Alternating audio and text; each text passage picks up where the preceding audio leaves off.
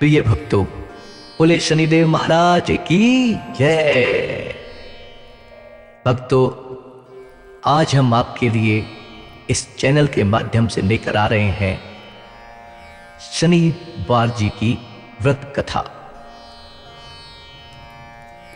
जिनके करने मात्र से, जिसके सुनने मात्र से भक्तों के सभी कष्ट दूर हो जाते हैं, सभी संकट मिट जाते हैं और सभी भक्तों का कल्याण होता है। तो आइए आरंभ करते हैं शनिवार व्रत कथा। एक बार संसार में चारों ओर पूजे जाने वाले नवग्रह एक स्थान पर एकत्र हुए। वे परस्पर वार्तालाप करने लगे।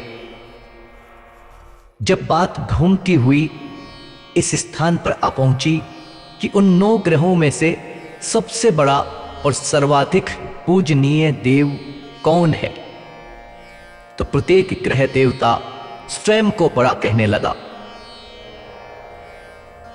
सभी अपने को बड़ा बताते।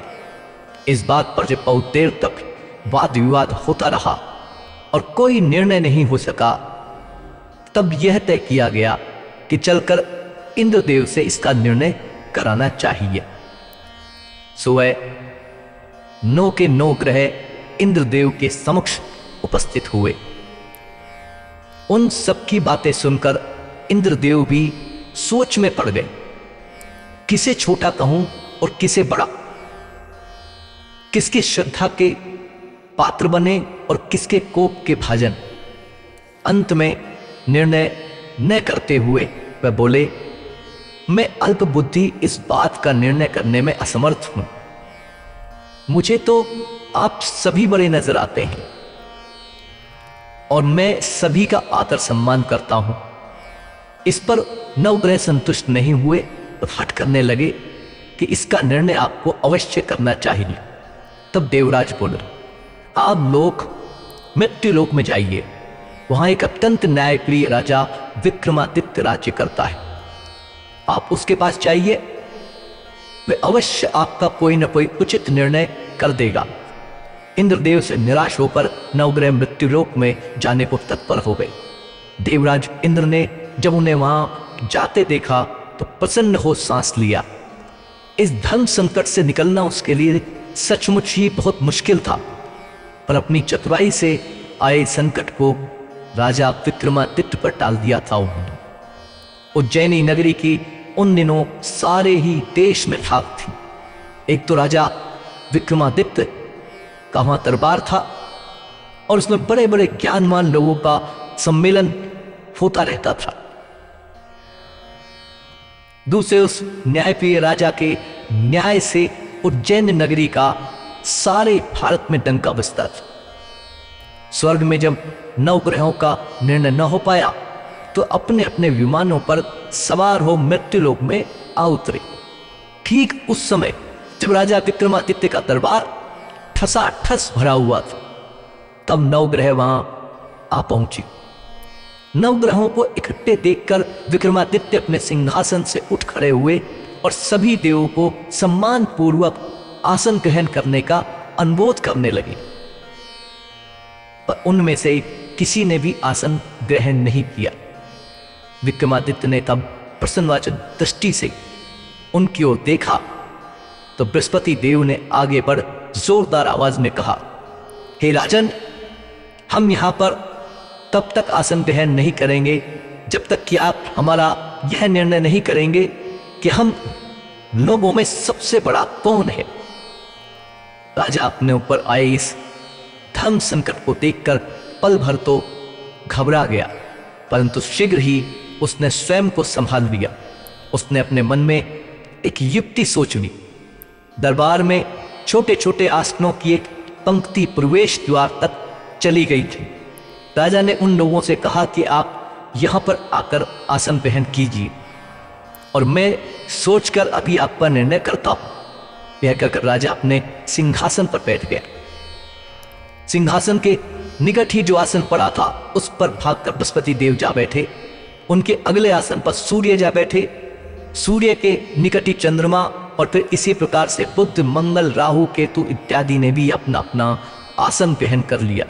पंक्ति में 8 हुए थे भार्गव, किंतु उन्हें भी संतोष था कि उनके बाद शनिश्चर बैठेंगे, किंतु आसन प्रवेश द्वार के समीप होने के कारण और सबसे अंत में होने के कारण शनिदेव उस पर नहीं बैठे।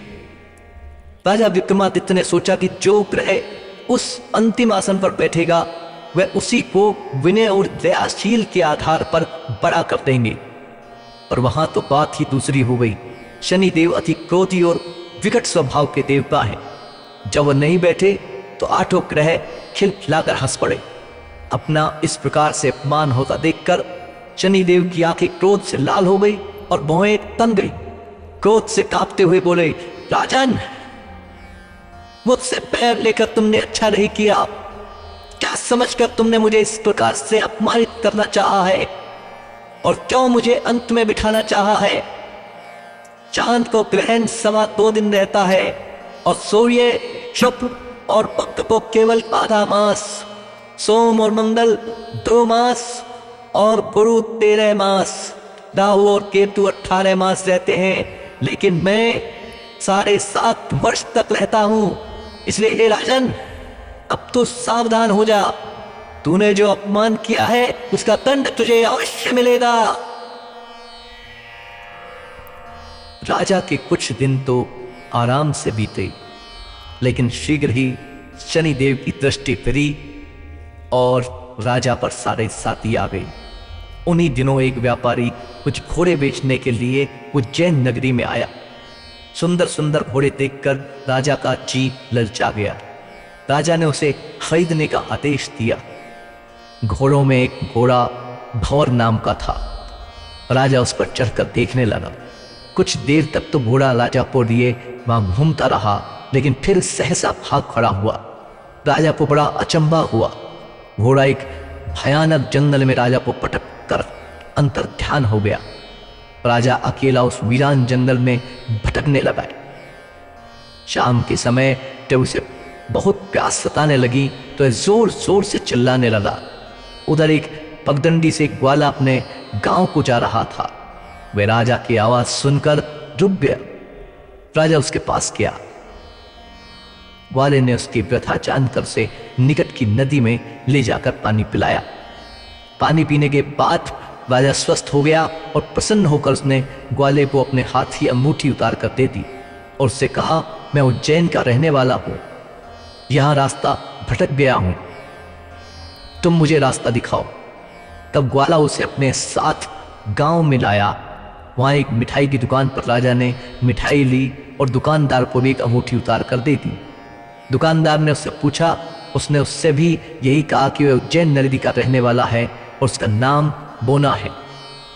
फिर वह दुकान के बंद होने तक वहीं बैठकर दुकानदार से बातें करता रहा। उस दिन दुकानदार की बिक्री बहुत हो गई। उसने सोचा, यह भाग्यवान पुरुष है जो इसके आने से आज मेरी इतनी बिक्री हुई है।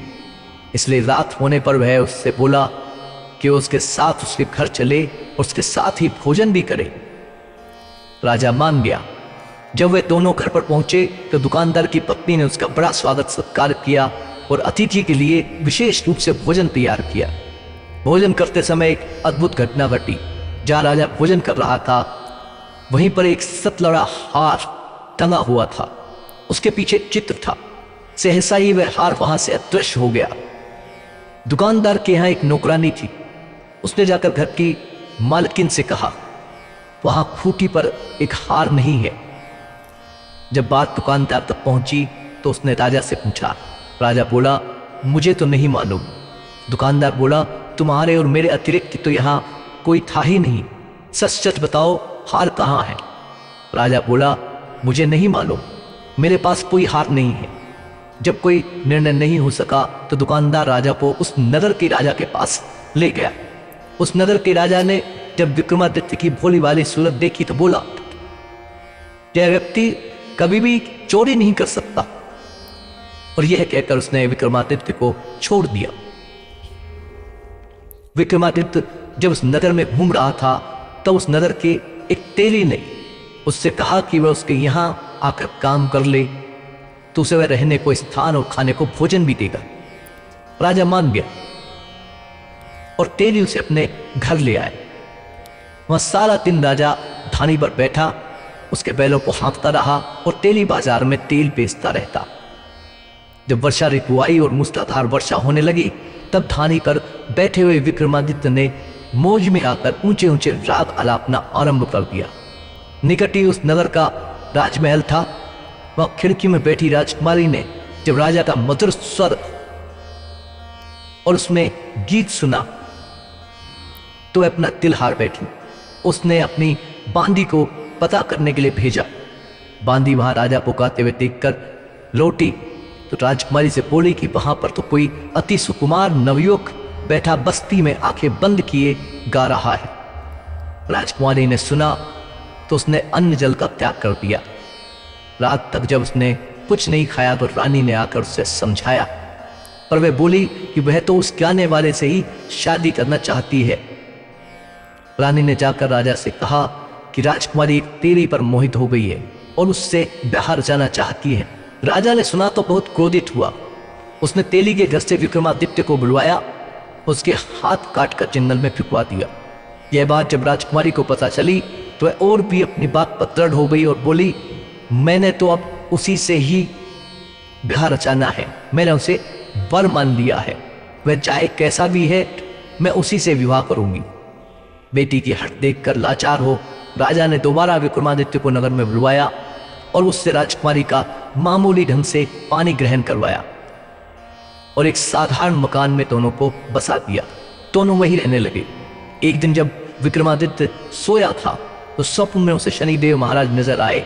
विक्रमादित्य ने उनसे सामने जाकर नमस्कार किया और क्षमा याचना की। शनिदेव ने उन्हें आशीर्वाद दिया और बोले कि तुम्हारे सारे साथी 7.5 वर्ष अब खत्म हो गए हैं। राजा बोला, मुझसे जो गलती हुई उसके लिए मुझे क्षमा कर दीजिए। शनिदेव ने मुस्कुराकर उसे आशीर्वाद दिया और राजा वो दोनों हाथ दोबारा मिल गए। राजा ने अपनी पत्नी राजकुमारी को रात को जगाया नहीं। वह रात को उसके गले में अपनी बाहें डालकर सो गया। सुबह राजकुमारी की आंख खुली तो उसने अपनी गर्दन में बाहें पड़ी देखी। वह चौंक कर उठ बैठी, लेकिन शीघ्र ही विक्रमादित्य ने जाकर उसको सब कुछ समझा दिया। जब वहां के राजा को यह बात मालूम हुई तो वह भागा भागा आया और उस अपंग को फिर से स्वस्थ देखकर चकित रह गया।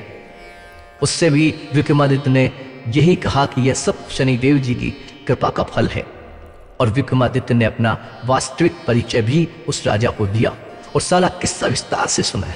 सुनते ही राजा विक्रमादित्य के चरणों में गिर गया और क्षमा याचना करने लगा।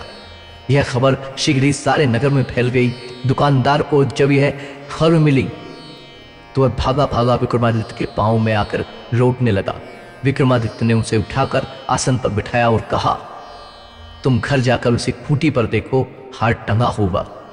सरशी दुकानदार ने देखा तो हार वहीं टंगा हुआ था। फिर विक्रमादित्य ने वहां के राजा से विदा मांगी। तब वहां के राजा ने हाथी घोड़े नौकर नौकरानियों के साथ लश्कर समेत विक्रमादित्य को विदा किया। राजा विक्रमादित्य जब राजकुमारी को लेकर अपनी नगरी उज्जैनी में लश्कर समेत पहुंचा तो सारी नगरी में उत्साह छा गया। अपने राजमहल में प्रवेश करने से पूर्व विक्रमादित्य ने नवग्रह की पूजा की और शनिदेव को सर्वोच्च स्थान दिया। साथ ही उसने नगर में ढिंढोरा पिटवा दिया कि शनिदेव मनोवांछित फलों को देने वाले हैं और नवग्रह में सर्वोच्च स्थान रखते हैं। इस प्रकार शनिदेव को मनाकर विक्रमादित्य ने अपने राज्य यश और कीर्ति को अमर कर लिया। बोले शनिदेव महाराज की जय, बोलो श्री नवग्रह महाराज की जय। प्रिय भक्तों, यहां पर शनिवार की व्रत कथा समाप्त होती है। नमस्कार।